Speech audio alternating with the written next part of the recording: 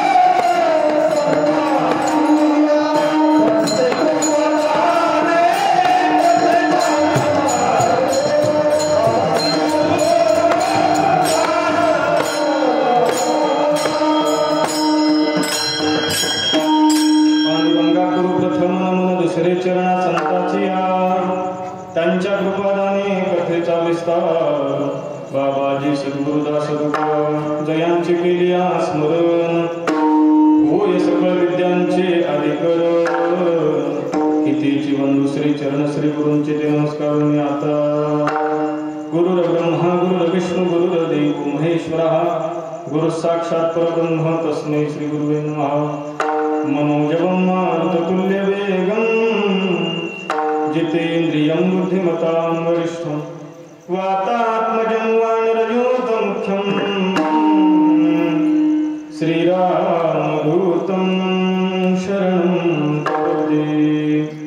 श्री गुरुचरण सरोज रज निज मन मुकुर सुधारि वरण रघुवर विमल जसो दोहाय कुफलचारि बुद्धिहीन तनु जानिके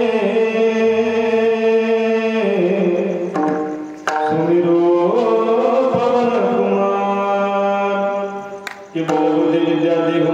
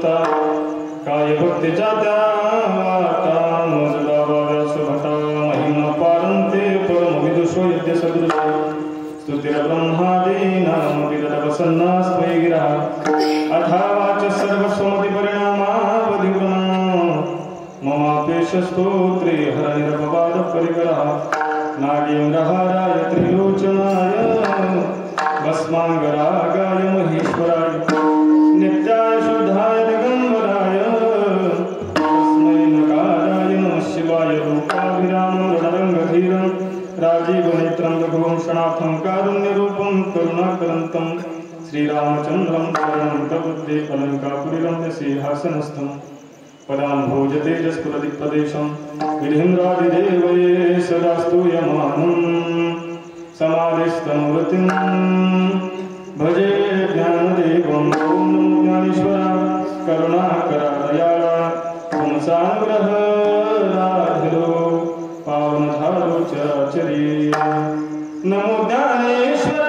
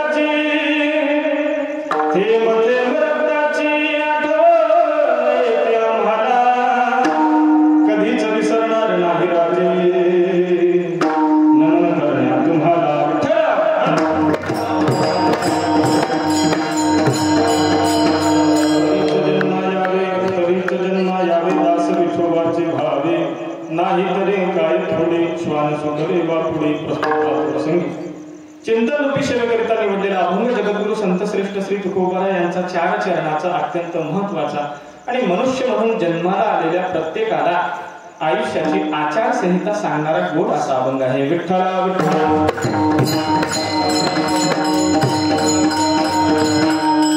अभंगावर बोलण्यापूर्वी थोडासा परिहार द्यायचा. तो असा सालाबादप्रमाणे चालत असलेला अखंड हरिनाम सप्ताह याही वर्ष मोठ्या उत्साहाने समस्त ग्रामस्थ मंडळी कावडेकर सर्वांच्या अतुलनीय सहकार्यातून चालत असलेला हा अखंड हरिनाम सप्ताह सप्ताहातील 5व्या दिवसाची 6व्या दिवसाची कीर्तनरूपी सेवा तुम्ही सर्वांनी माझ्याकडे सोपवलेली आहे. तीही सालाबादप्रमाणे माझ्याकडे नाही का, सालाबादप्रमाणे मला सुद्धा कीर्तन सेवाचा योग माझ्या जीवनामध्ये प्राप्त झाला. स्नेहाची मंडळी आहेत, जवळची आहेत, पंचक्रोशीतली मंडळी आहेत आणि म्हणून बोलवल्याबरोबर मीही कधी नाही म्हणत नाही. प्रेमाची मंडळी आहेत. माधव महाराज आमचे माधव महाराज असतील, सगळी परिचित मंडळी आहेत, सर्वांच्या माऊलींचा फोन आला, महाराजांचा सप्ताह आहे, काय हरकत नाही. आणि त्या निमित्ताने तुम्हा सर्व श्रोतृवृंदाचं माझ्या जीवनामध्ये झालेलं हे दर्शन आहे. मग मी नेहमी सांगत असतो, प्रवचन म्हटल्यावर एकट्याला जमत असतं, परंतु कीर्तन म्हटल्याच्या नंतर स्वतः महाराज वर्णन करतात की मोहे हा एकल्याचा खेळ म्हणून मी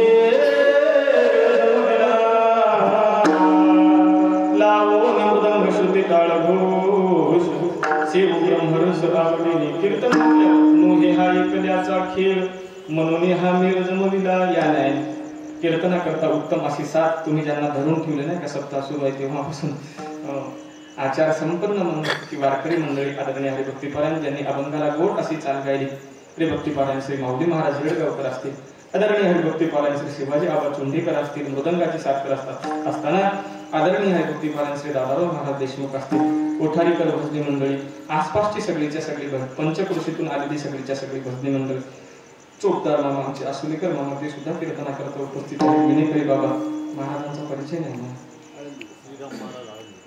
आदरणीय हरिभक्तीपरायण श्रीराम महाराज आळंदीकर ते सुद्धा कीर्तना करता उपस्थित आहेत, ज्यांची आपल्याच पाठीवरती संस्था आहे, कोठारी पाठीवरती हरिभक्तीपरायण गंगाधर महाराज ते सुद्धा कीर्तना करता आवर्जून उपस्थित. त्यांची पहिल्या दिवशी सेवा सुद्धा झाली नाही का, महाराज सुद्धा कीर्तना करता उपस्थित आहेत. आजूबाजूच्या परिसरातून असलेली सर्वच्या सर्व भजनी मंडळी, बालाजी महाराज, कोठारी नागकर मंडळी, सगळीच्या सगळी भजनी मंडळी, सर्वांच्या कीर्तना करता आलेल्या इकडच्या महिला सगळीच्या सगळी पुरुष मंडळी, सर्वांच्या चरणी माझा माथा विनम्र करतो आणि सेवेला येते सुरुवात करतो.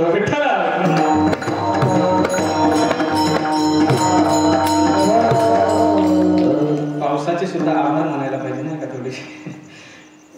मध्ये कीर्तन होत नाही असं नाही, पण मध्ये मंदिरामध्ये आमचा एक प्रॉब्लेम तोच आहे. आमच्या मंदिराच्या वास्तू मोठी असली का मग वास्तूमध्ये आवाज घुमत असतो, बाहेर असलं म्हणजे प्रत्येक शब्द न शब्द श्रोत्यांना कळत असतं, आणि म्हणून बाहेर कीर्तन आपण करतोय त्यातही साऊंड व्यवस्था अत्यंत व्यवस्थित आहे, फार गोड आहे. मी नेहमी सांगत असतो गंगाधर महाराज, माणसानं केलेली माणसाची माती तिसऱ्या दिवशी सावरता येते.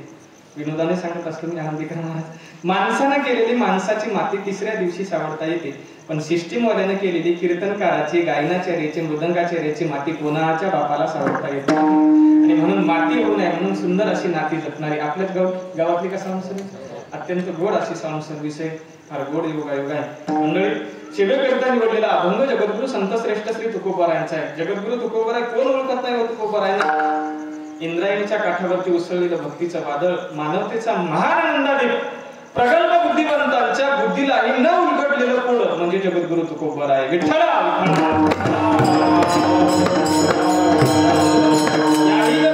विचारलं तुकोबाराय म्हणजे कोण, तर मी काय सांगेन का, विश्वनिर्माणकर्त्याच्या राजमुकुटातून निखरलेला एक मोती म्हणजे आमचे जगद्गुरु तुकोबाराय. गोड असा अभंग जगद्गुरु तुकोबारायांच्या सेवेकरिता निवडलेला आहे. अभंग छोटा आहे पण फार मतितार्थ फार गोड आहे. मनुष्य म्हणून जन्माला आलेल्या प्रत्येकाला आजच्या अभंगातून जगद्गुरु तुकोबाराय आचारसंहिता सांगतात. आचारसंहिता ऐका बरं, अभंगाचा सरळ अर्थ सांगून जातो. व्यवस्थित साऊंड सर्व्हिस मुळे, लाईट व्यवस्थेमुळे थोडासा वेळ झाला. आपल्या जिल्हा परिषद शाळेसारखं करू, कितीला सुरू झालं तरी बरोबर 4ला सुट्टी, तसं करू. ऐकाय अगोदर अभंगाचा सरळ अर्थ सांगून जातो. जगद्गुरु तुकोबाराय म्हणतात, तरीच जन्मा यावे दास विठोबाचे भावे. मनुष्य म्हणून जन्माला आला, तुम्ही परमात्म्याचे दास झाला पाहिजे, विठोबारायचे दास, तुम्ही पंढरीनाथ परमात्म्याचं दास्यत्व तुम्ही पत्करलं पाहिजे. तरीच जन्मा यावे दास विठोबाचे भावे. आणि असं जर तुम्ही करत नसाल तर तुमच्यामध्ये मग प्राण्यामध्ये फरक तरी काय. प्राणी सुद्धा जन्माला येतात, ते सुद्धा आपल्यासारखेच मरतात, जन्मतात मरतात. मग आपल्यामध्ये प्राण्यामध्ये जर भक्तीच नसेल तर आपल्यामध्ये प्राण्यामध्ये काय फरक आहे. मग श्वान, तुकोबाराय उपमा देतात, श्वान किंवा सुकर म्हणजे डुक्कर. डुक्कर काय पृथ्वीवरती नाहीत का. नाही तरी काय थोडी, अभंगाचं दुसरं चरण, नाही तरी काय थोडी, श्वान सुकरे बापुडे. आता तुकोबारायने श्वानच का घेतला, सुकरच का घेतला, आपण पुढे चिंतन पाहूया. जगद्गुरु तुकोबाराय म्हणतात, अभंगाच्या 3ऱ्या चरणामध्ये सांगतात, जन्मल्याचं फळ आहे म्हणते, ज्याच्या अंगाला कधी मळ लागला नाही. आता तो मळ कोणता ते सुद्धा मी समोर सांगेन चिंतनामध्ये. अभंगाच्या 3ऱ्या चरणामध्ये जगद्गुरु तुकोबाराय म्हणतात, हरी जन्मल्याचे ते फळ अंगाला लागुनी मळ, नाही तरी काय थोडी, श्वान सुकरे बापुडे. शेवटच्या चरणामध्ये तुकोबाराय म्हणतात, तुका म्हणे भले ज्याच्या नावे मानवले, ज्याच्या माणूस म्हणून जन्माला आलो, मग याची सार्थकता करणं, परमात्म्याचं दासत्व पत्करणं हेच आपल्या जीवनाची इति कर्तव्यता असली पाहिजे. अरे तुका म्हणे भले ज्याच्या नावे मानवले, नाही तरी काय थोडी श्वान सुकरे बापुडी. हा झाला अभंगाचा सरळ सरळ अर्थ. आता हवामानाचा अंदाज.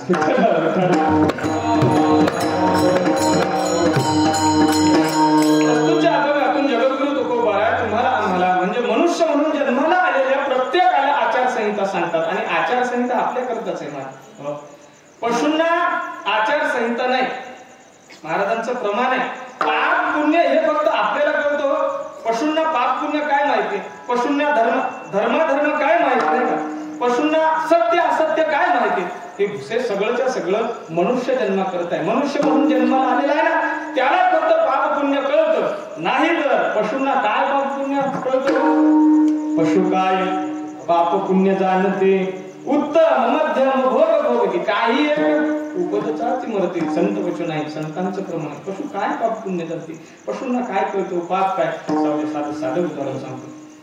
पशूंना एवढं सुद्धा कळत नाही, खाण्याकरता म्हणून टाकलेली एखादी गवताची पेंडी, कडब्याची पेंडी, चाऱ्याची पेंडी त्यांच्या समोर टाकल्याच्या नंतर अर्धी पेंडी खाण्याची भूक जर असेल तर पशूंना कळत नाही. आता आपण अर्धी पेंडी खायची आणि पुन्हाच्या वेळेस आपल्याला अर्धी ठेवायला पाहिजे. अर्धी ठेवण्याकरता म्हणून बाजूला ठेवून द्यावी.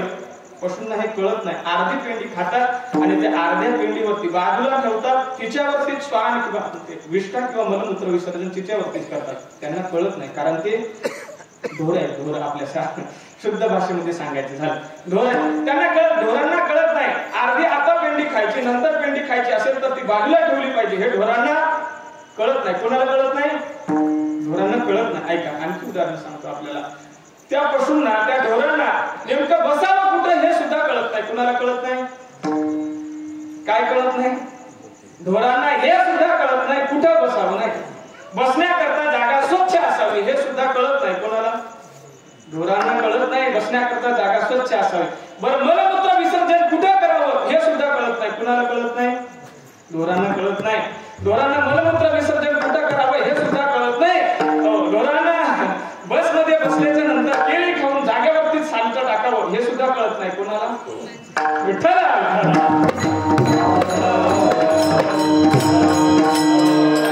गावामध्ये सप्ताह चालू आहे हे सुद्धा कळत नाही. कोणाला? ढोरांना हे सुद्धा कळत नाही का गावामध्ये सप्ताह चालू नाही का. आज एकादशी आहे, उद्या गोकुळाष्टमी. आज नाही तर काही उदाहरण सांगा. उद्या गोकुळाष्टमी आहे, उपवास केला पाहिजे हे सुद्धा कळत नाही. कोणाला? उपकारायचं काय बाप पुण्य जाणते नाही का मौली महाराज. त्यांना काही धर्म कळत नाही, सत्य असत्य कळत नाही, पाप पुण्य कळतच नाही. मग त्यांना आचारसंहिता जगद्गुरु तुकोबाराय कशाला सांगते? ज्यांना कळते त्यांच्याकरता ही आचारसंहिता सांगितलेली आहे. ऐका बरं, शास्त्रकारांनी, भागवत शास्त्रकारांनी काही गोष्टी अत्यंत दुर्लभ सांगितल्या आहेत. अत्यंत दुर्लभ 3 गोष्टी अत्यंत दुर्लभ सांगितल्या. त्यापैकी पहिलीच गोष्ट आहे नरदेह मिळणं फार दुर्लभ आहे. Oh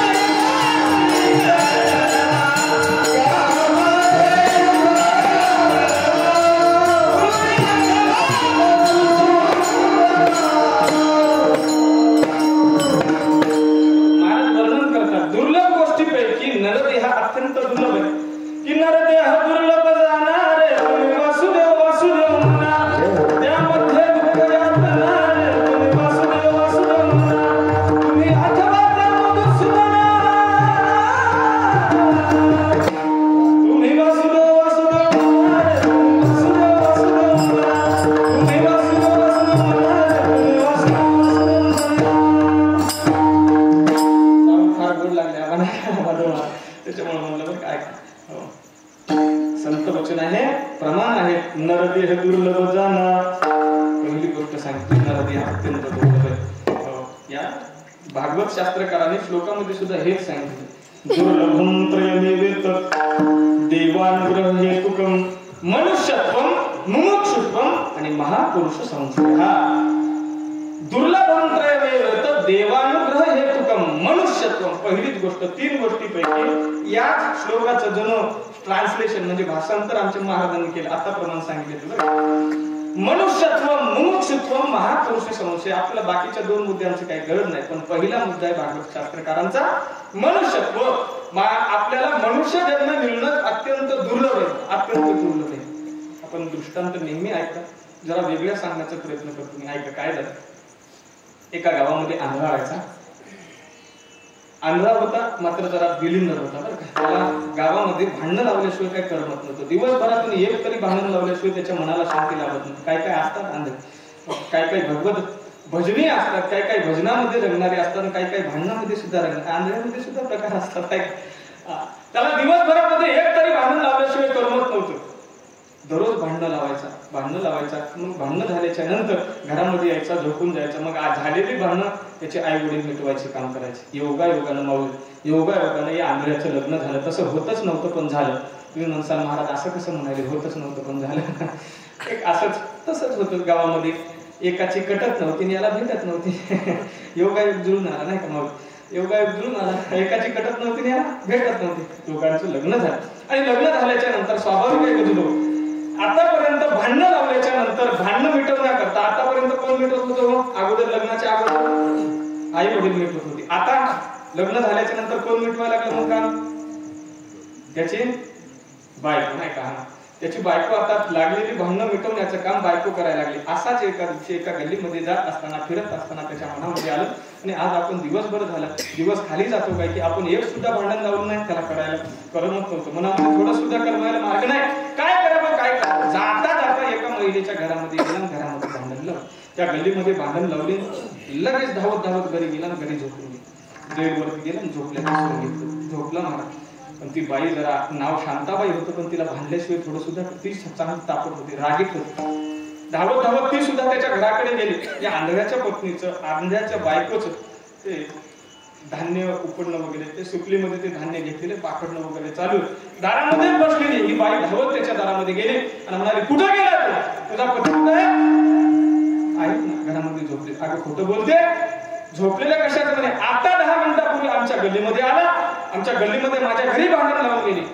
आई तू झोपल्याचं सोंग करत असेल, पण त्याला सांग यावेळेस तू आमच्या गल्लीमध्ये आला, बाकीच्या गल्लीसारखी आमची माणसं शांत नाही. परत जर आमच्या गल्लीमध्ये भांडण लावण्याकरता आला, 2 पायावर येशील, पण जाताना मात्र 1 पायावर जावं लागेल. त्या बाई जरा रागीट स्वभावाची होती. तिने परखडपणे सांगितलं, आला 2 पाया नाही, पण जाताना मात्र 1 पायावर जावं लागेल. आंधळ्याची पत्नी सुद्धा कंटाळली होती. कुठलं दररोज भांडणं मिटवावे, ती सुद्धा कंटाळलेली होती. काय करावं कळायला मार्ग नाही. तिने ती हातामध्ये असलेली सुकली, काय म्हणतात त्याला आपल्याकडे दुसरा सूप नाही का, सूप बाजूला ठेवून अशा बांगड्या मागे सरल्या. कंटाळा सुद्धा रागावत, दररोजच्या त्रासाला कंटाळतात. खरं सांगू का, कीर्तनातून हे सुद्धा थोडस आता गरजेचं आहे. आपला समाज, हिंदू समाज व्यसनाच्या आहारी फार व्हायला लागले. आपल्या गावची परिस्थिती चांगली आहे. आपल्या गावात कोणी सुद्धा दारू पित नाही म्हणून तुम्हाला हे कळणार नाही बरं का. नाही, आपल्या इथलं कोणी घेणार नाही. ऐकायला काय हरकत आहे, पण ऐका मंडळी, आपला समाज व्यसनाच्या फार अधीन होत चाललेला आहे. बाकीच्या समाजाकडे लक्ष द्या, ते उभारण्याचा प्रयत्न करायला, आणि आपण खाली व्यसनाधीन होऊन खरं तर आता हा विषय सांगणं कीर्तनामध्ये, बाकीच्या समाजातली माणसं, कुठला तरी समाज घ्या, कुठंच तुम्हाला नालीमध्ये पडलेला तो मनुष्य दिसणार नाही. पण आपल्या समाजाची थोडीशी दारू पितून आमच्या संतांची प्रमाण आहे, कबीर महाराजांचं प्रमाण आहे, दारू गांजा मत पिओ अक्कल गुंग हो जाते हैं, अपने पलों का दाम खर्च कर, मुंबई थोडीशी पी तुम्हाला. पिल्याच्या नंतर एवढी नशा चढते. त्या रस्त्याने चालत असताना एवढा मोठा रस्ता असताना सुद्धा नेमका त्या नालीमध्ये जाऊन पडतो. मग ग्रामपंचायतला शिवाजी, अरे सरपंच असं कुठं रस्त्याचं काम करत असतात का? बरोबर रस्त्याच्या मधोमध नाली गेली म्हणे, रस्त्याच्या मधोमध नाली नाही रे, नालीमध्ये तुम्ही विठ्ठला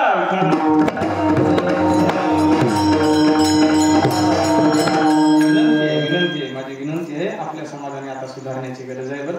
हो, फार लढा चालू आहे आरक्षणाकरता. आरक्षण मिळेलही महाराज, आरक्षण मिळेल. आरक्षण मिळून सुद्धा तुम्ही जर व्यसनाधीन होत असाल तर काय ते आरक्षणाचं महत्व आहे. आणि म्हणून आपण अगोदर व्यसनापासून बाहेर होणं फार गरजेचं आहे. माझा विषय चालू होता ती आंधळ्याची पत्नी सुद्धा कंटाळी रोजच्या त्रासाला म्हणे दररोजही हा कुठेतरी भांडण लावतो, मिटवण्याचं काम माझ्याकडे. तिने ती सुकली बाजूला ठेवली, सुख बाजूला ठेवलं, रागाने घरामध्ये गेली आणि ज्या पलंगावरती ज्या कॉटवरती हा आंधळा झोपला होता, रागाच्या भरामध्ये तिने अशी जोरात लात मारली. त्या आंधळ्याला लात मारली, लातेबरोबर आंधळा कॉटवरून खाली पडला. अजून त्याचं काम आहे आपल्याला. कॉटवरून तो आंधळा पडल्याबरोबर महाराज त्याला एवढा अनुताप झाला, एवढं दुःख वाटायला लागलं. आंधळा होता पण स्वाभिमानी होता. म्हणजे आतापर्यंत आपल्या बायकोनं आपल्याला कधी मारली नाही, बोलली म्हणून कधी लात मारली नाही. अनुताप झाला म्हणजे निघालो मी पंढरपूरला. ऐका बरं, मला तुम्हाला नरदेहाचं दुर्लभत्व पटवून द्यायचं. ऐका अनुताप झाला, शरीरामध्ये अनुताप झाला आणि मग निघाला पंढरपूरला. म्हणून या घरामध्ये राहणार नाही, संसारामध्ये राहणार नाही, बायको मला मारते. स्वाभिमानी माणसाला थोडीशी लज्जा वाटत असे. आता दररोजच खात्यात त्यांना कधी खाल्ली नव्हती, पहिलीच वेळ होती नाही. आणि मग म्हणायला लागला बायकोने मला लात मारावी. निघाला पंढरपूरला. ऐका, माझं वचन नाही, आमची गुरुजी सांगायची, जोपर्यंत माझं नाही काय मोठ्यांचं वचन आहे, जोपर्यंत घरची बायको किंवा घरची मुलं अशी लात मारत नाहीत ना, तोपर्यंत लोकांना पंढरपूर आनंदी आठवत नाही.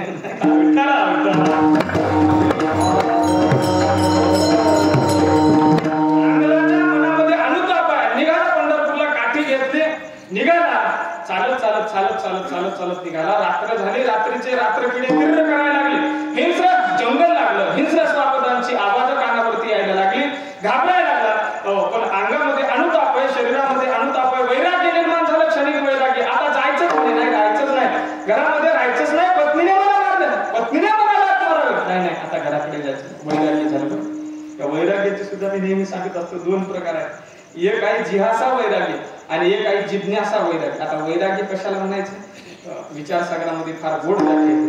इह लोकापासून ब्रह्म लोकापर्यंत अनुकूल मानलेल्या भोगाच्या त्यागाच्या इच्छेस वैराग्य असे म्हणतात. सोप्या भाषेमध्ये सांगायचं झालं, ज्ञानोबरायची ओवी, विठ्ठला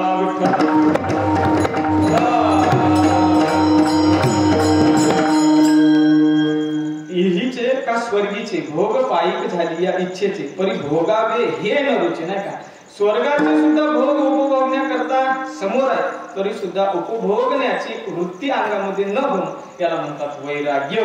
शरीर प्रतिकूल, शरीर अनुकूल आहे, भोग भोगण्याकरता शरीर सुद्धा अनुकूल आहे, परंतु भोग भोगण्याची इच्छा न होणं याला वैराग्य म्हणतात. जिज्ञासा वैराग्य म्हणतात. नाहीतर जिहासा वैराग्य थोड्या काळाकरता उत्पन्न होतं, म्हणजे प्रतिकूल परिस्थितीमध्ये उत्पन्न होतं, लगेच संपतं. महाराज आपल्याला सुद्धा वैराग्य होतं, त्याला आपण क्षणिक वैराग्य म्हणून. जिहासा नाही करत, क्षणिक वैराग्य.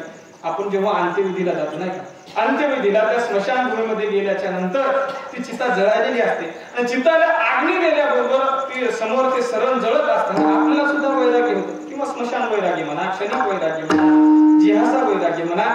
ती चिता जळत असताना प्रत्येकाला वाटतं, एकमेकांची चर्चा सुरू होते, काय खरं या देहाचं नाही का, आलेल्या प्रत्येकाला जावं लागणार आहे. कुणी काय असं ना, येथे नाही गुरु आले अवतार, तिथे सगळी प्रार्थना करतात. कुठं आबा स्मशान, प्रत्येकाला नाटक मंडळी, प्रत्येकाला आठवतं त्या स्मशानभूमीमध्ये काय खरंय प्रत्येकाला मरावं लागेल. उगाच की शेवटी इथं तर यायचंय, उगाच कशाला भांडणं करायची, कशाला हे करायचं. कुठपर्यंत? जोपर्यंत त्या स्मशानामध्ये आहे तोपर्यंत. स्मशानाच्या बाहेर आल्याच्या नंतर परत एकदा वावरात गेल्याबरोबर धुऱ्यावरून भांडणं सुरू. मग तिथं नाही कळत, याला म्हणायचं क्षणिक वैराग्य किंवा स्मशान वैराग्य, जिहासा वैराग्य. प्रतिकूल परिस्थितीमध्ये उत्पन्न होतं आणि थोड्या वेळा करता ऐका आपल्याला उदाहरण सांगतो. जिज्ञासा वैराग्य मात्र याच्यापेक्षा वेगळं असतं बरं का. जिहासा वैराग्य म्हणायचं, एखाद्याने म्हणायचं का मला सुपारी खाण्याची अजिबात इच्छा नाही. कुणी म्हणायचं ज्याच्या तोंडातली सगळीच्या सगळी दात पडलेली आहे. कुणी म्हणावं मला सुपारी खाण्याची इच्छा नाही, ज्याच्या तोंडामध्ये 32च्या 32 दात आहे आणि तो म्हणत असेल मला सुपारी खाण्याची अजिबात इच्छा नाही, याला जिज्ञासा वैराग्य म्हणायचं आहे. जास्त किचकट जात. म्हाताऱ्याला सुद्धा अंतर झाला, वैराग्य झालं. क्षणिक वय प्रतिकूल परिस्थितीमुळे बायकोला लाट मारली, त्याला वैराग्य उत्पन्न झालं. चाललो म्हणे पंढरपूरला, निघाला, जंगलापर्यंत आला. हिंस्र स्वागतांची आवाज ऐकायला लागली. रात्रीचा निबिड अंधार, किर्र असा अंधार. चालत चालत काठी टेकत टेकत निघाला. जात असताना राजारावांना या अंधाराच्या पायाला काहीतरी लागलं आणि लागल्याबरोबर हात समोर पडला. पडल्याबरोबर विचार करायला लागला, म्हणजे आपण ज्याला अडकून पडलो नेमकं काय आहे तरी ते पाहावं. आणि मग त्यानं पाहण्याकरता म्हणून त्याला हात लावला. हात लावल्याबरोबर बाबा त्याला कळालं हांडा आहे, तरी हांडा. त्या हांड्यामध्ये महाराज त्याने वाजवून पाहिलं, त्या हांड्यामध्ये सोनं. आंधळा होता, पण आंधळ्या व्यक्तीला बाकीची जी ज्ञानेंद्रिय असतात ना, पुढे जे असतात लवकर कळतं. त्यांच्या हातात आमच्या गावामध्ये सुद्धा एखादी 10ची 20ची नोट देऊन पहा आणि सांगा 200ची, नाही ते बरोबर ओळखतात 20चीच आहे. त्यांना ते ज्ञान असतं, भगवंताची त्यांची कृपा. त्याने ते वाजवून पाहिलं, त्याला कळालं या हांड्यामध्ये सोनं. सोनं स्पर्श स्पर्श ज्ञानाने कळालं त्याला या हांड्यामध्ये सोनं आहे. त्याच्या लक्षामध्ये आलं. लक्षामध्ये आल्याबरोबर पंढरपूरला निघाला म्हातारा. पंढरपूरला निघाला होता ना आंधळा. धनाचा हंडा घेतल्याबरोबर, सोन्याचा हंडा घेतल्याबरोबर माझं असं मत होतं विनेकरी बाबा, आता याला सोन्याचा हंडा बसला होता, आता याने कुठं गेलं पाहिजे होतं? हा, सोन्याचा हंडा जर सापडला, या आंधळ्याने कुठं जायला पाहिजे होतं? आता हा, घराकडे जावं.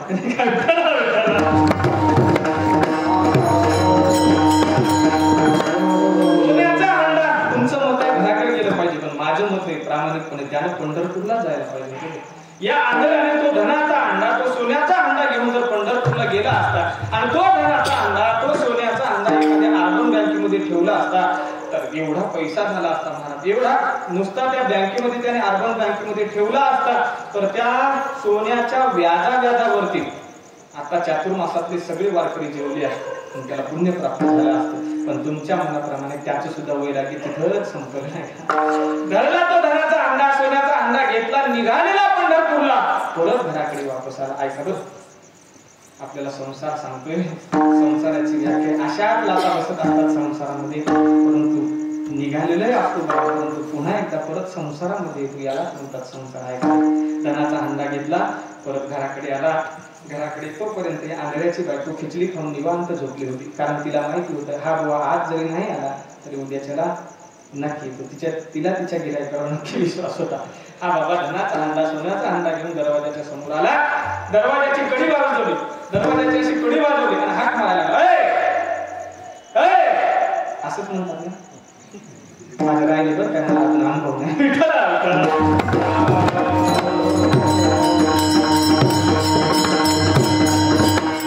दरवाजाची कडी वाजवली, आपल्या बायकोला आवाज द्यायला, पत्नीला आवाज द्यायला, ऐकलं का, ऐकलं का? तिने आपल्या गिऱ्हाईकाचा आवाज बरोबर ओळखला. ती म्हणाली, का हो तुम्ही तर पंढरपूरला निघाले होते ना? निघालो होतो, पण दरवाजा तर उघड नाही, माझ्या हातामध्ये काय आहे ते पहा. तिने दरवाजा उघडला. तिने पाहिलं, इला डोळे होते. तिने पाहिलं का आपल्या पतीच्या हातामध्ये सोन्याचा हंडा आहे, सोन्याचा हंडा. आता मात्र थोडेसे चित्रामध्ये बदल झाला नाही का? आता चित्रामध्ये बदल झाला. सोन्याचा हंडा पाहिल्याबरोबर पतीच्या हाताला धरलं. या बसा, नाही बसा पाठवर. फार दमून भागून आला असता. काय करू, चहा करू, कॉफी करू, काय काय काय करायला व्हायचं पार्टीला? आता पैसे आता काही चालते, काय करू तुमच्या? का गरम गरम कांदा पोहे करून? पत्नी विचारायला, काय करू काय करू? अंडा आणायला. हा, काहीच करू नको मला, चहाही नको, चहा सुद्धा नको, कॉफी सुद्धा नको, कांदा पोहे नाही ना, कांदा पोहे सुद्धा नको. मग काय कर?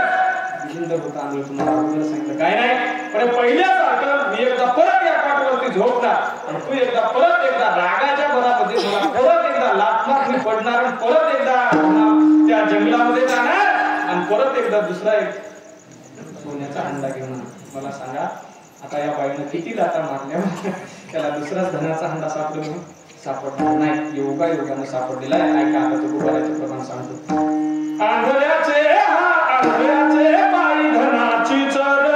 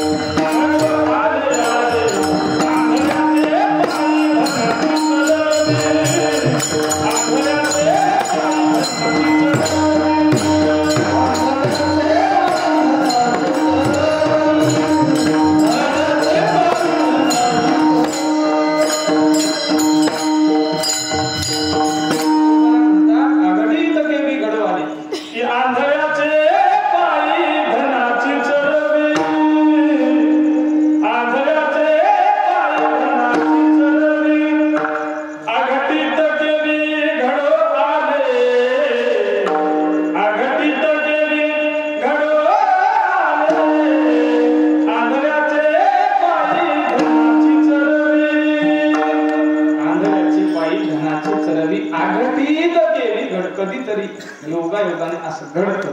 ऐकत मला ते आंधळ्याचं उदाहरण तुम्हाला याकरता सांगायचे, तुम्हाला आम्हाला मिळालेला हा नरदेह सुद्धा तुकोबाराच्या प्रमाणे पावला हा देह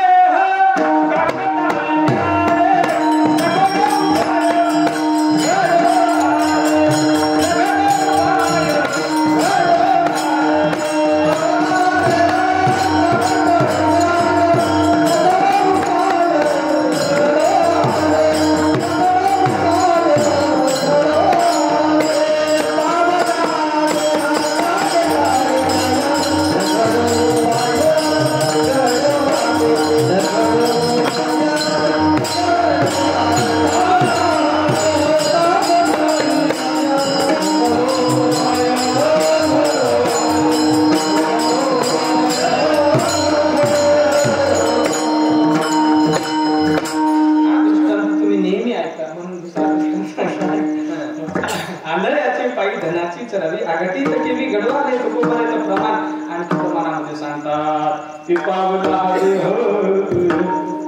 काकटाय न्याये नगडे उपाय घडवाले.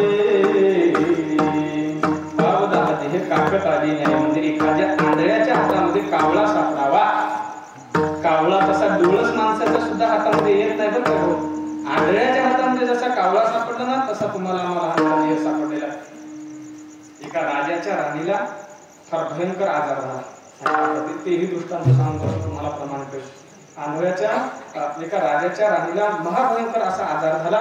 ते मग त्या वैद्याने त्या हकीमने सांगितलं का या तुमच्या राजाला सांगितलं राणीचा आजार जर बरा करायचा असेल तर कावळा त्याच्यावरच विलाज कावळ्याचं रक्त त्या जखमेवरती म्हणा त्या रोगावरती लावावं लागेल आणि तेव्हा कावळा आणत असताना तो जिवंत लागेल. बरं सांगितल्याच्या नंतर सगळे जण प्रमाणच काढलं. राजाने दवंडी दिली गावामध्ये. ऐका राणीला दुर्धर असा आजार झालेला आहे आणि तो आजार नीट करण्याकरता म्हणून कावळ्याची नितांत गरज आहे. कावळा जिवंत पाहिजे. जिवंत जो जिवंत कावळा पकडून आणून देईल त्याला 10,000 रुपये बक्षीस. बजारानं पारली तर 10,000 वाढवायचं. तसं काय नाही कीर्तनामध्ये कमी जास्त करता येते. 10,000 रुपये बक्षीस ठरलं आणि मग 10,000 रुपये दवंडी सगळ्यांनी ऐकलेली आहे. प्रत्येक जण कावळा पकडण्याचा प्रयत्न करतो. बऱ्याच जणांनी पकडले पण जिवंत कोणालाही सापडलेला नाही. मेलेले बरं काय पकडले पण मेलेले पकडले काय उपयोग. त्याच नगरीमध्ये त्याच राजाच्या राज्यामध्ये आंधळा राहत होता. आंधळा म्हणजे त्याचा काय काम धंदा नाही काय नाही. असाच रस्त्याच्या कडेवरती बसलेला कडेला बसलेला त्याचं काम चालू काय एक एक पैसा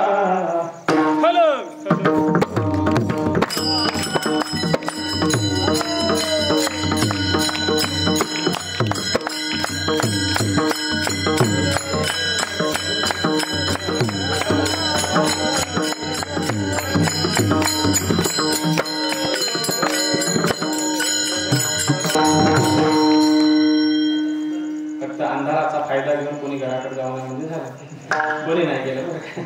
ऐका ऐका आपला असा तरी आंधळ्याचा दृष्टांत चालू होता मध्ये त्यांनी केलं त्याचं.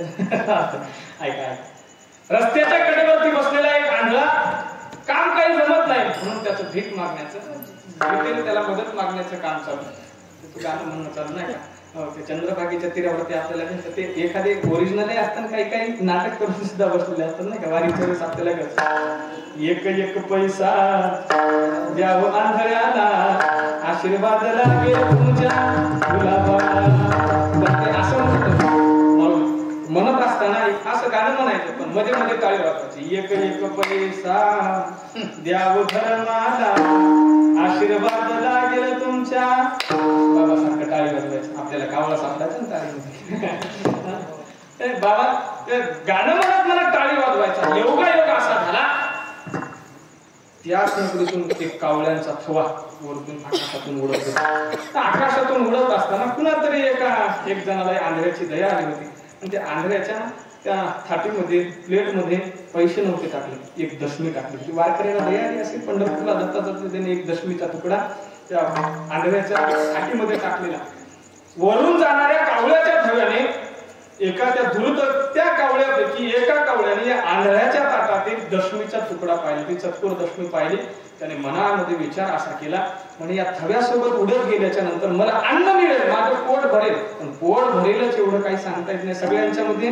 माझं पोट भरेल, उपजीविका होईल एवढं मिळेल, पण पोट भर होईल एवढं काही सांगता येत नाही. धूर्त कावळ्याने विचार केला त्या थव्यातून.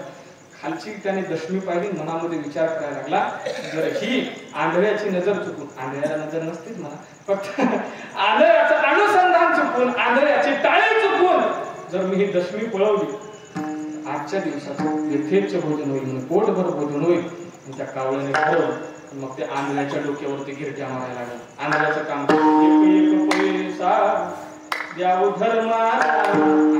कावळा प्रयत्न करतो, या काय टाळी नेमकी कशी. त्याने मनामध्ये विचार केला, म्हणजे आंधळ्याची टाळी काय बंद होत नाही, आता हिम्मत करून ती तेवढी दशमी तेवढी पळवावी लागेल नाही का. कावळ्याने हिम्मत केली, हिम्मत तो किंमत म्हणतात ना, कावळ्याने हिम्मत केली आणि त्या दशमीवर झडप घेणा एवढ्यामध्ये या आंधळ्याची टाळीचं येणं एकच झालं आणि तो कावळा झडप मारणं एकच झालं. बाबा बरोबर कावळा सापडला, आंधळ्याच्या हातामध्ये कावळा सापडला. आणि कावळा सापडल्याबरोबर हातामध्ये कुठला तरी पक्षी चाचकून पाहतो. एवढ्याने इतक्याच वेळामध्ये त्या राजाचे शिपाई कोणाकडे कावळा आहे काही पाहण्याकरता म्हणून निघालेले होते. त्यांनी दुरूनच पाहिलं, कारण शिपाई दुरूनच होते, दुरूनच पाहिलं का आंधळ्याच्या हातामध्ये कावळा आहे. कावळा चालत चालत शिपाई त्या आंधळ्यापर्यंत आले. आंधळ्या तुझ्या हातामध्ये काय आहे, तुला माहिती आहे का. आंधळ विलिंदरच होतं जरा. आंधळ म्हणायला लागलं, माझे फुटले तुझे फुटलेत का. काय त्या शिपायाला म्हणायला लागले, माझे एक डोळे फुटले तुला कळत नाही का. मग शिपाई थोडासा याच्यावर आला आणि शिपाई म्हणायला लागला, अरे आंधळ्या तुझ्या हातामध्ये सापडलेला कावळा आहे. मग कळतं तर कशाला विचारतो, कावळा आहे बरं काय हरकत नाही, हा कावळा मला देशील का. आंधळा म्हणायला लागला, मला तरी ठेवून काय करायचं, या कावळ्याचं देतो, याच्या मोबदल्यामध्ये काय देणार. आंधळ्याने विचारलं. शिपाई म्हणायला लागला, सांग तुला काय पाहिजे याच्या मोबदल्यामध्ये. आंधळ्या तरी काय माहित कावळ्याची काय किंमत. तो म्हणला, तू किती देणार पैसे. आंधळा शिपायाला म्हणाला, तू किती देणार. शिपाई म्हणतो, तू किती घेणार. आता किती वेळ कीर्तन होईपर्यंत हेच चालू द्यायचे, आपण भाव एकदाचा ठरवू. तो शिपाई म्हणाला, या कावळ्याच्या मोबदल्यामध्ये मी तुला 2000 रुपये देणार. ऐका बरं, शिपाई किती म्हणला, 2000. आणि इकडे राजाची घोषणा, राजाची दवंडी कितीची होती, 10. असं मापात प्राप्त का काम नाही तर काय म्हणजे पाकिटात बोल येत नाही.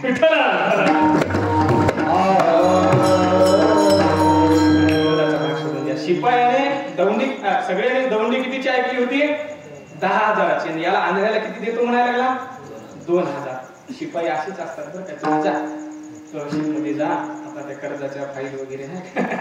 शिपाई कळतं तुम्हाला, तहसीलला वगैरे तिथे गेले त्याने ते 2000 रुपये देतो असं म्हटल्याबरोबर आंधळा वाटायला, ज्या अर्थी हा 2000 रुपये द्यायला तयार झाला, या अर्थी कावळ्याची किंमत त्याच्यापेक्षा काहीतरी जास्त असली पाहिजे. सौदा वाढायला लागला. 4000 नाही 6, 2 वाढायला लागला, लवकर वाढत नाही. 6, 8 आणि शेवटच्या शिपाई म्हणला, आता 10,000 रुपये देत. 10,000 ठरले. मग 10,000 ठरल्याच्या नंतर हा आंधळा मनामध्ये विचार करायला लागला, म्हणजे हा आता मला 10,000, आपण आयुष्यामध्ये 10,000 रुपये ही किंमत कधी रक्कम पाहिलेली नाही.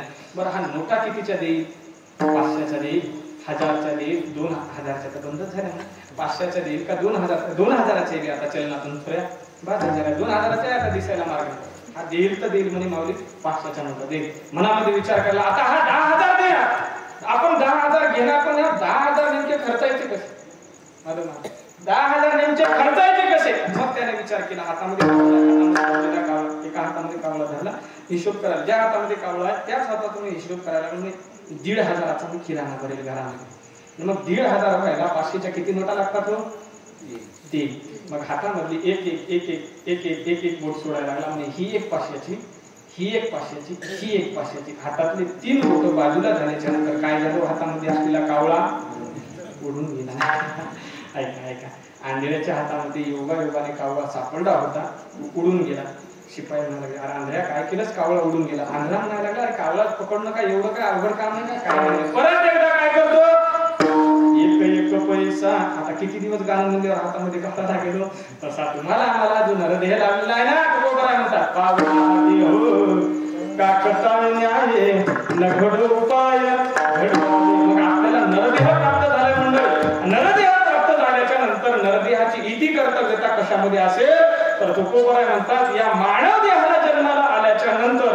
विठोबाचं दास्यत्व करावं अभंगाचं पहिलं तरीच जन्माया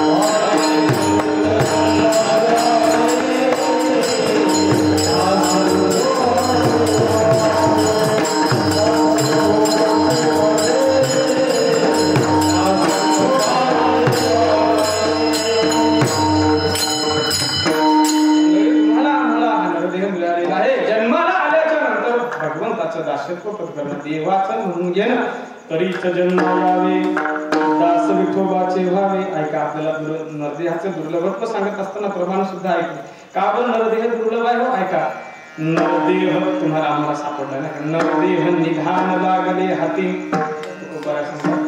उत्तम सार उत्तम गती. आता पुढच्या लाईनला अंडरलाईन करून ठेवा पुढच्या ओळीला. देवची हो मन तिथे होती तरिका चित्ते न धरावा. किंवा आणखी एक प्रमाण शरीर उत्तम चांगले शरीर सुखाचे घोषुले शरीरे साध्य होय केले शरीरे साधले परब्रह्म. त्या परब्रह्माची प्राप्ती सुद्धा या शरीराच्या दुरावरती होऊ शकते. आणि म्हणून नरदेह लागलाय आपल्याला मिळाला. त्याचं आणखी जगद्गुरु तुकोबराचं आणखी एक प्रमाण आहे. तुकोबरा म्हणतात जन्माला आल्याची सार्थकता त्याच्यामध्ये आहे. विठ्ठलाची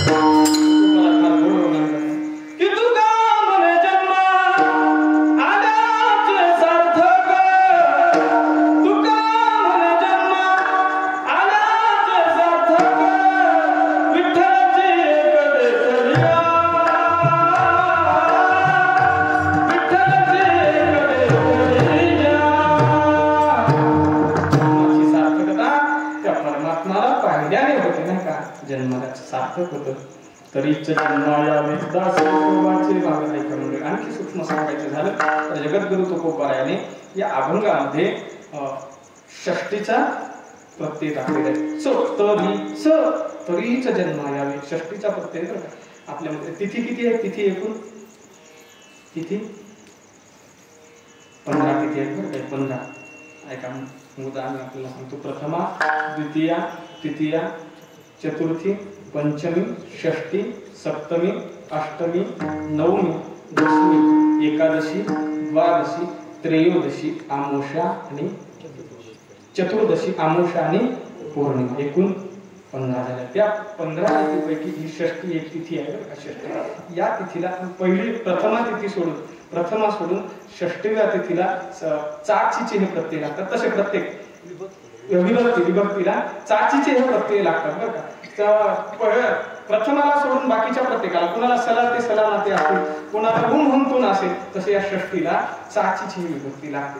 मग जगद्गुरु तुकोबर आहे चाचीचे तरीच च हे प्रत्यय वापरतात. ऐका बरं, काही प्रमाण आहे, काही प्रमाण, एक शब्द प्रमाणे, एक अनुमान प्रमाणे, एक प्रत्यक्ष प्रमाणे. हे प्रमाणाचे प्रकार.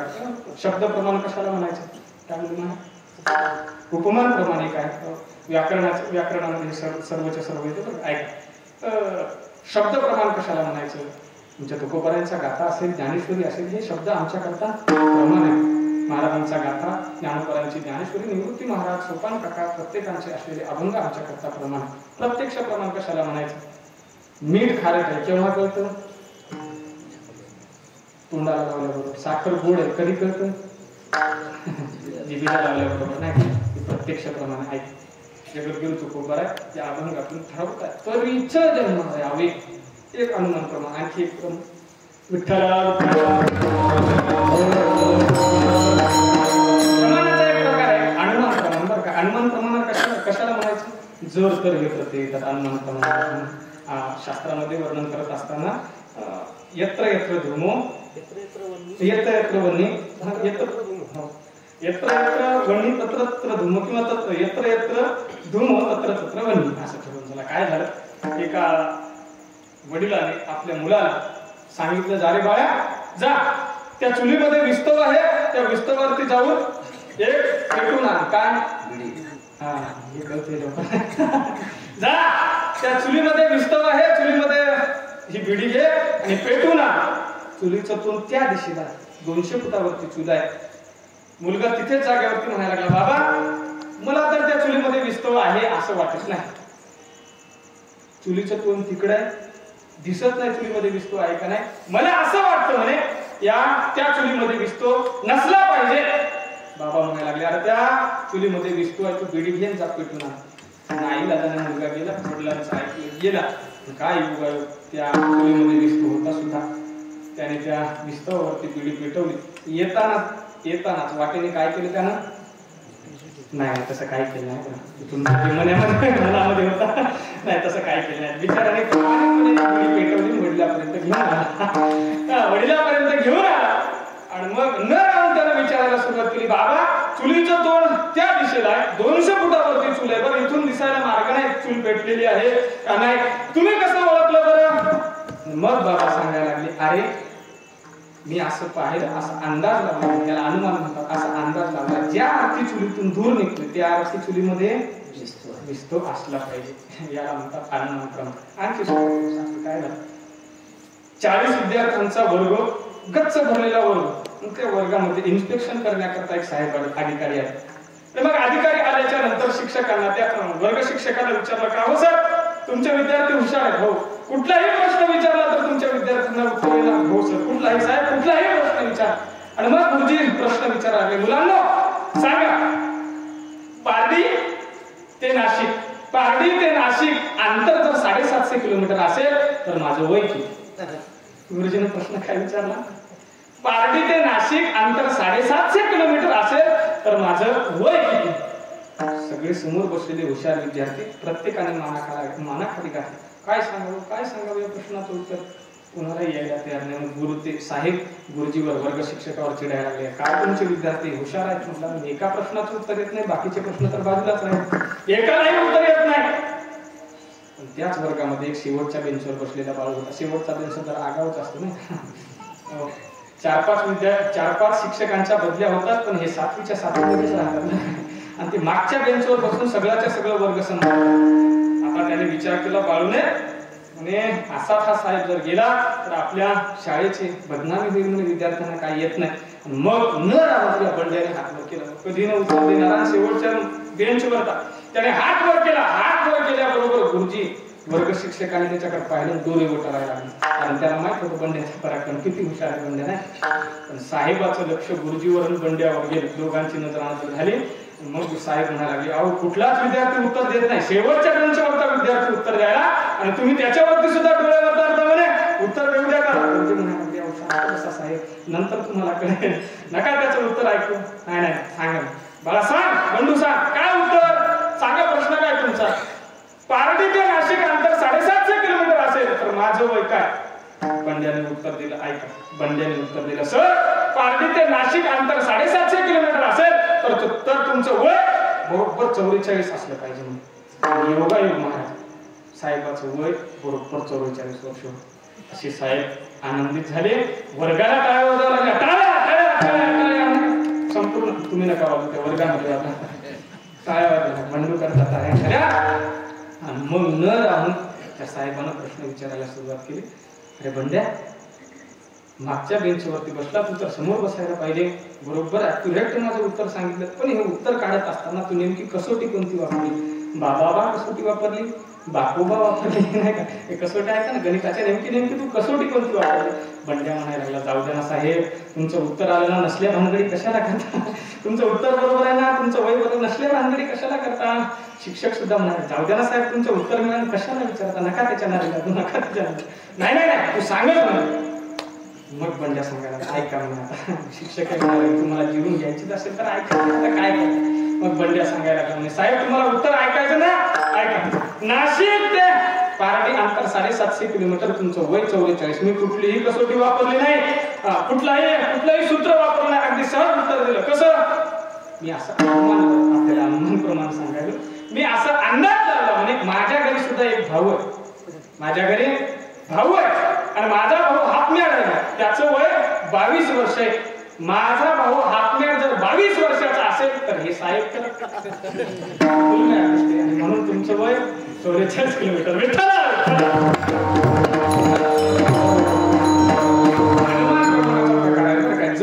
जर माझा भाऊ हातम्याड 22चा तर तुम्ही तर फुल मॅच 44 नाही का? प्रमाणाचे प्रकार जगद्गुरु तुकोबाराज षष्टीच्या विभक्तीने सांगतात, तरीचा जन्म यावे दास विठोबाचे भावे. विठोबाचे आणि दास्यत्व माणसाने दास्यत्व पत्करलं पाहिजे, बरं काय, लहानच राहिलं पाहिजे. फार गोड अभंग आहे. जी मोठी माणसं असतात ना, मोठ्या माणसांना फार त्रास असतात. जयांगी मोठे कोण या यातना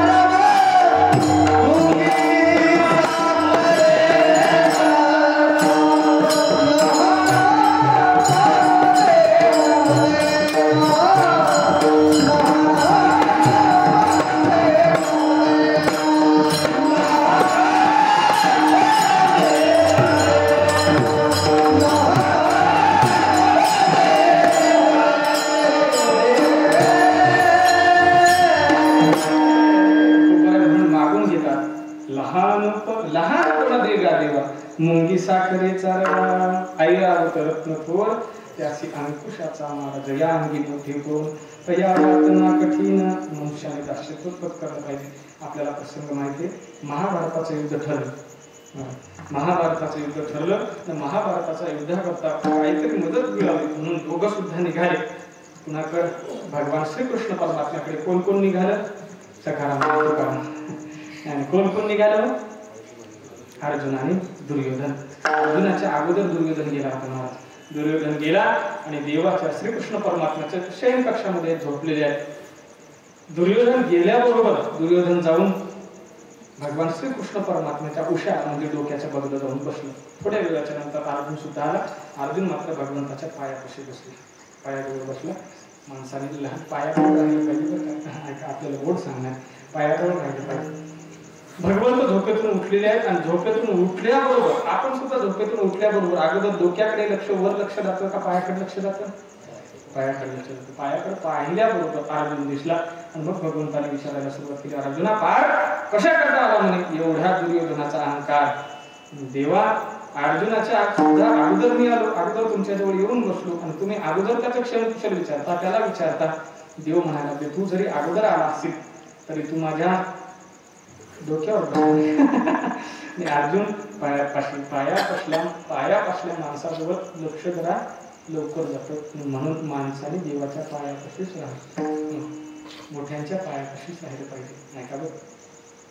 भगवंताच्या पायापाशी असल्या कारणानं, पायाजवळ बसल्या कारणानं भगवंताने अर्जुनाला विचारायला सुरुवात केली. अर्जुना कशा करता येणे केलं. मग अर्जुन सांगतो, महाराज भगवंता युद्ध अटळ आहे, मला तुमची युद्धामध्ये मदत हवी. भगवंताने 2 अटी सांगितल्या. एकीकडे म्हणे माझी अक्षौहिणी सेना, ती अक्षौहिणी सेना यादव एका बाजूने लढतील आणि एका बाजूने मी स्वतः राहील, पण युद्धामध्ये माझा काहीही सहभाग नसला, फक्त काही 2-4 गोष्टी हिताच्या गोष्टी सांगेल, हातामध्ये शस्त्र धारण करणार नाही.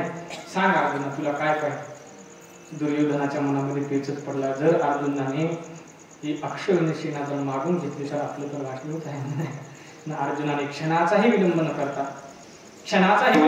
1 मिनिटाचाही विलंब न करता अर्जुन म्हणायला लागला, देवा श्रीकृष्ण परमात्मा तुम्ही माझ्यासोबत राहा. मग जरा सुटकेचा निश्वास दुर्योधनानं सोडला. दुर्योधन म्हणायला लागला, पेढा म्हणे अर्जुना, या देवाला घेऊन तरी करायचं काय, तिथे काही गुलाबजामुन खायचं का म्हणे, तिथे काय पंगत आहे का, युद्ध करायचं. युद्ध करण्याकरता माणसे लागतात, शस्त्रधारी माणसं लागतात. बरं झालं. मग आता कुणाला गेली ही अक्षौहिणी सेना, दुर्योधनाकडे गेली. आणि मग भगवान श्रीकृष्ण परमात्मा अर्जुनाला म्हणायला लागले, अर्जुना ऐका बरं जरा लक्षपूर्वक ऐका, म्हणजे तुमच्या लक्षामध्ये दास्यत्व का पत्करायचं, देवाचं दास का व्हायचं, देवाचं दास्यत्व का पत्करायचं. मग श्रीकृष्ण परमात्मा अर्जुनाला म्हणायला लागले, अर्जुन हार तो तेरी पक्की है. ऐका लक्षपूर्वक ऐका. अर्जुन हार तो तेरी पक्की है, तू रहेगा सदा उदास. अर्जुन हार तो तेरी पक्की है, तू रहेगा सदा उदास. अरे माखन तो दुर्योधन ले गया, पीछे बचा है छाछ. छाछ म्हणजे ताक बरं का. माखन म्हणजे लोणी तर दुर्योधन घेऊन गेला, अक्षौहिणी सेना तर दुर्योधन घेऊन गेला, आणि मी छाछ म्हणजे मीच फक्त तुझ्याकडे राहील. ऐका बरं, आता मला दास या शब्दावरती यायचं. अर्जुन म्हणायला लागला, भगवान ऐका, भगवान जीत तो मेरी पक्की है. अर्जुन सांगायला लागला देवाला, भगवान श्रीकृष्ण परमात्मा जीत तो मेरी पक्की है. अरे दास रहता है कभी उदास, दास कधी उदास असतो का, भगवंताचा दास कधी उदास राहील का. जीत तो मेरी पक्की है, दास रहता है कभी उदास. माखन ले जाने दो दुर्योधन को, माखन चोर है मेरे पास.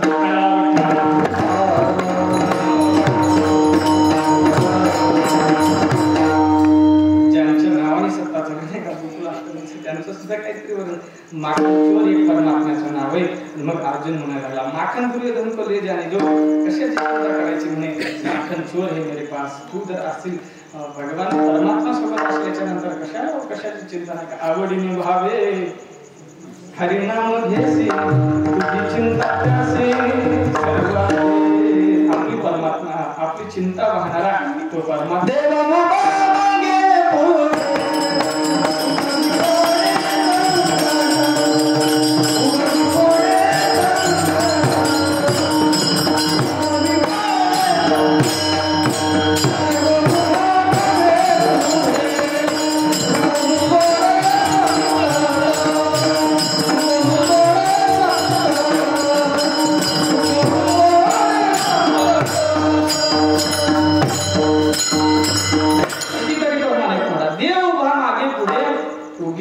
संकट किंवा ज्याचा सका हरी जग अवधी कृपा करी, किंवा मागे पुढे उभा राजे सांभाळित आदिया आघात निवाराया. परमात्म्याचा दासत्व करून परमात्मा आपला सगळा योग क्षेम त्यांचे जाणे जग भारी वाट दावी करी धरून, या करी म्हणजे हाताला धरून वाट दाखवतो परमात्मा. आणि तरीच जन्मा यावे दास विठोबाचे भावे. आणि असं जर तुम्ही करत नसाल तर तुमच्यामध्ये आणि प्राण्यामध्ये काय फरक आहे, दुसरं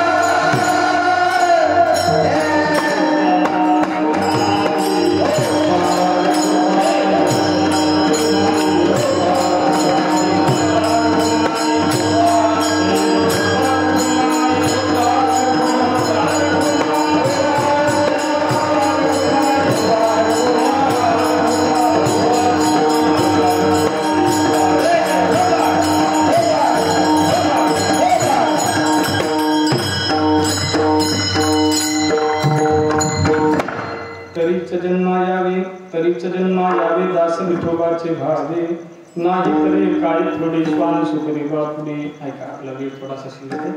जगद्गुरु तुकोबाराय अभंगाच्या दुसऱ्या चरणामध्ये सांगतात, जर परमात्माचं दासत्व देवाचं म्हणून तुम्ही घेत नसाल, ऐका आता मला थोडंसं चिंतन सांगायचं.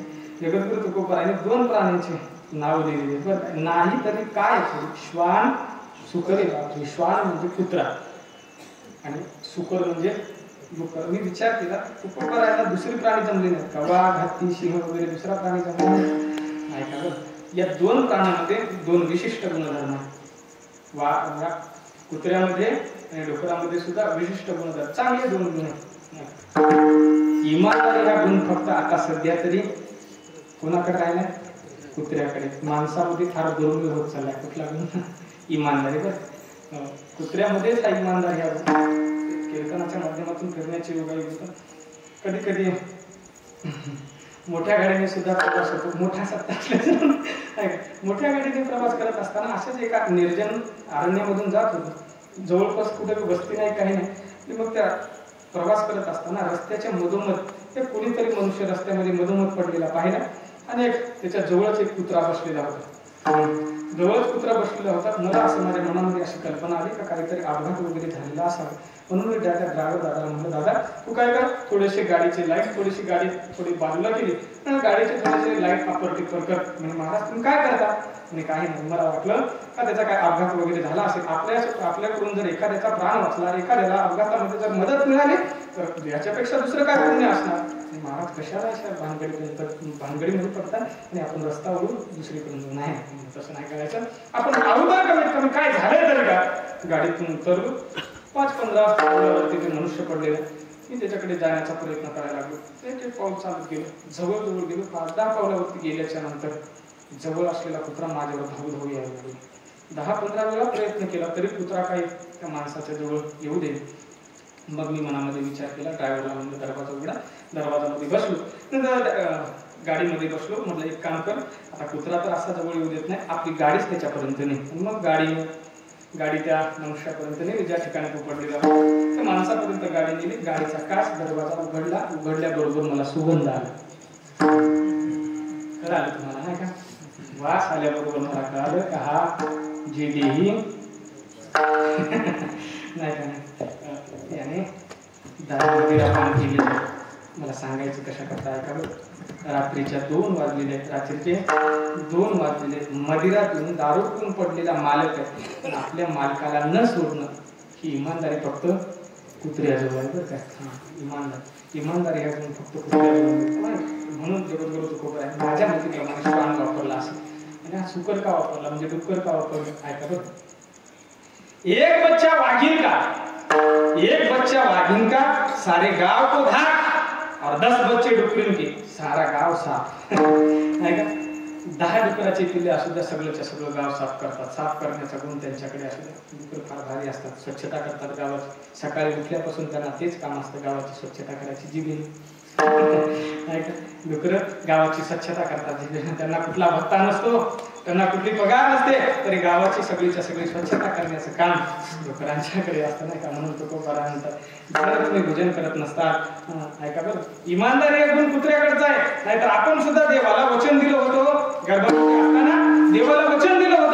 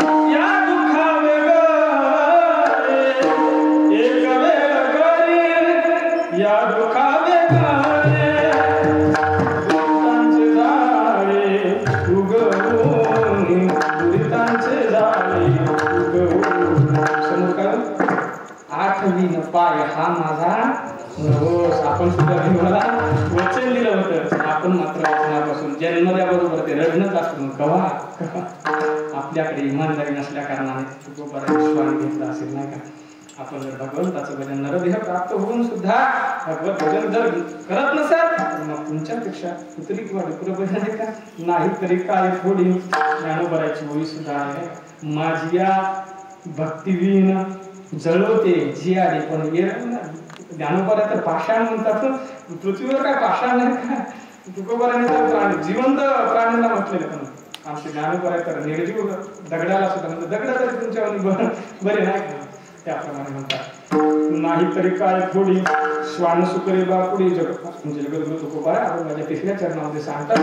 जन्म आल्याचं तेच फळ आहे महाराज. अंगाला थोडा सुद्धा मळ. आता मळ मध्ये थोडं शॉर्टकट सांगत होतो बरं काय म्हणलं फार महत्वाचा आहे हाही सुद्धा विषय. मळ आता आपल्या उदाहरण घेऊन जातो. मळ कशाला म्हणायचं. कीर्तनकाराने महाराज जबाबदारीने सांगतो. कीर्तनकाराने कीर्तन सांगत असताना किंवा कथाकाराने कथा सांगत असताना एखाद्या वेळेस एखादा प्रसंग जमला नाही जमला तरी चालेल. कीर्तनकाराने कथाकाराने कथा करत असताना कीर्तन करत असताना एखादा प्रसंग जमला नाही जमला तरी चालेल. पण कीर्तनकारावर प्रसंग येऊन अंगा लागून ऐका. गायकाने संगीताची साथ करणाऱ्या गायक मंडळीने एखादा राग म्हणत असताना एखादी चाल म्हणत असताना या रागातून त्या रागात गेली तरी चालेल ना. एखादी चाल या रागातून त्या रागामध्ये गेली तरी चालेल. पण गायकाची चाल बिघडली नाही पाहिजे. अंगा लागून मोर. मृदंगाचार्य मृदंग वाजवत असताना पक्वल वाजवत असताना एखादा बोल चुकला तरी चालेल नाही का. म्हणूनच तुम्ही माणसं फार गोड निवडलेली फार परिसरातली गोड माणसं. मृदंगाचार्याने पक्वात वाजत असताना एखादा बोल चुकला तरी चालेल. लोकांनी त्याला बोल लावले नाही पाहिजे. अंगा लागून येती मोल जन्मल्याचे तेची फळ अंगा लागून येती मोल. आणि जगद्गुरु तुकोबारा अभंगाच्या शेवटच्या चरणामध्ये सांगतात तुका म्हणे जगद्गुरु तुकोबारा अभंगाच्या शेवटच्या चरणामध्ये सांगतात तुका म्हणे भले ज्याच्या नावे मानवले नाही तरी काय थोडे श्वान सुकरे बापुडी.